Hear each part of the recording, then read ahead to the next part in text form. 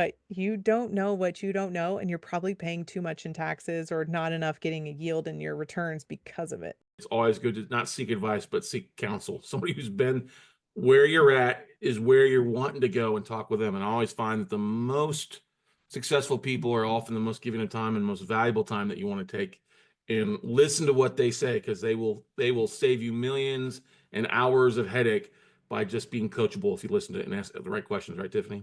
Absolutely. I mean, there are so many good pieces of advice that I've been given. I keep them written down in my phone. But on top of that, whenever you hit a bump in the road, like I've had highs and I've had lows, I've had wins and I've had losses. And I had like an incredible loss from like a flip gone wrong that I thought would never go wrong. It was a referral from a friend. And I was like, I was so mad about it. It was so like, what? This isn't the way it was supposed to go down.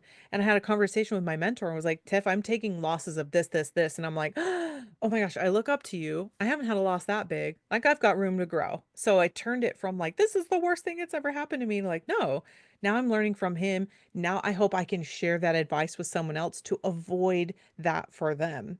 I don't want to call it coaching because I don't want to, I'm not available for coaching, but being Counseling, you're that, yes, counseling just people. can I avoid that hole in the ground over there, or that, just I want to have people get here faster than it took me without them having to go the road that 12 years to decide, oh, I want to do this. And now another 10 years into it. It's like I'm 19 years into my real estate investing career.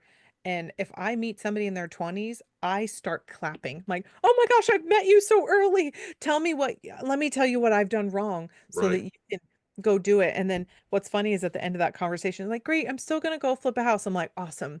When you get tired, here's my phone number. I would love to talk to you when you get tired. And they're like, what are you talking about? I'm like, you'll know in a little bit.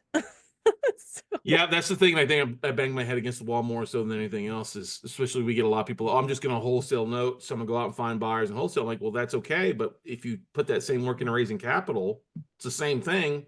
You can make a whole lot more money. yeah. There's a fear, a facade of fear that a lot of people have.